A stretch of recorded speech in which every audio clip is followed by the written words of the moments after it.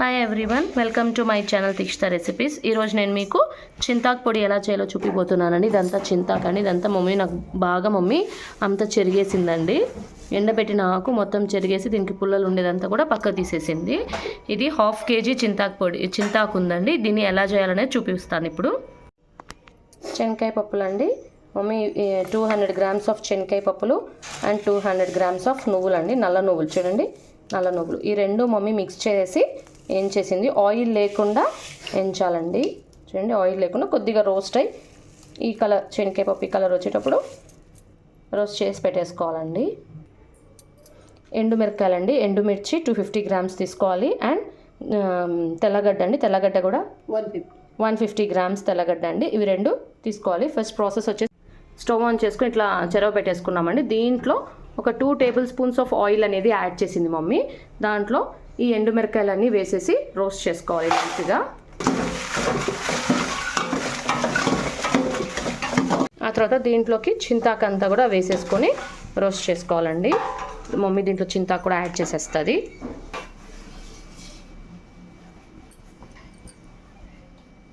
చింతాకు అంతా కూడా దీంట్లో మమ్మీ యాడ్ చేసేసింది. కొద్దిగా వేడి చేసుకోవాలండి. స్టవ్ ఆన్లోనే ఉంది, ఫుల్ మంటలో ఉంది. వెంటనే మమ్మీ కలబెట్టుకుంటూ ఉన్నారు.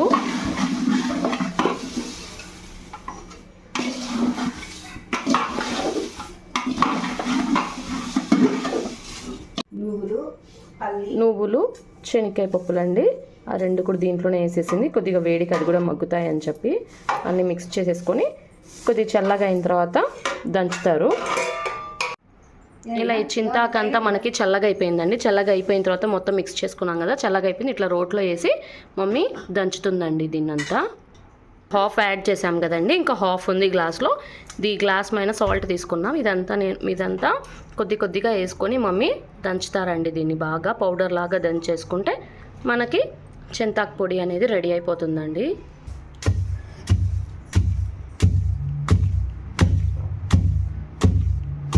ఇలాగా దంచుతారండి.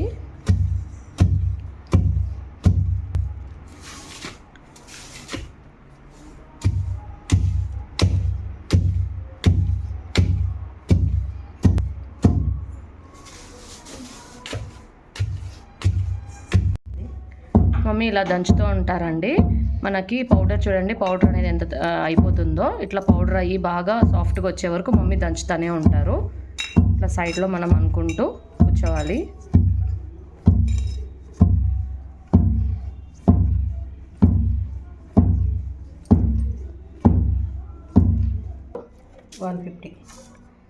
$150 grams తెల్లగడ్డలండి. అండ్ కొద్దిగా సాల్ట్. ఇందాక 1/2 glass వేసాం కదా, ఇప్పుడు 1/2 glass అండి. ఆ సాల్ట్ కూడా యాడ్ చేసేసి ఇంకా మళ్ళీ మమ్మీ దంచుతారండి. ఇది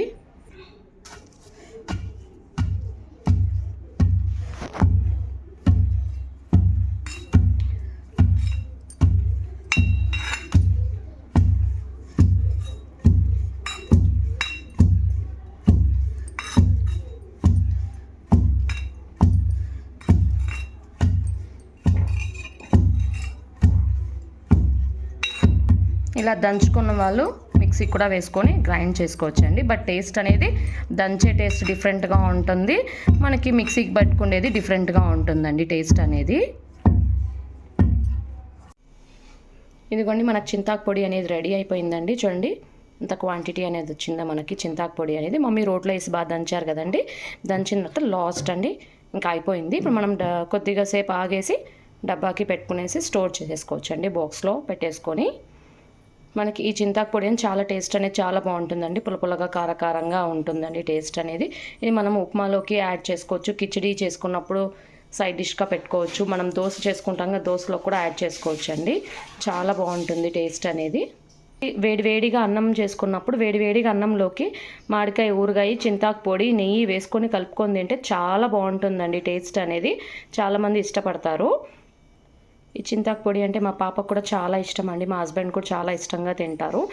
అండ్ ఇది ఎవరు ఇంతవరకు ట్రై చేయకుండా ఉంటే కనుక సేమ్ మమ్మీ ఎలా చేశారో చూపించాను కదండి. మమ్మీ అయితే దంచారు రోట్లో.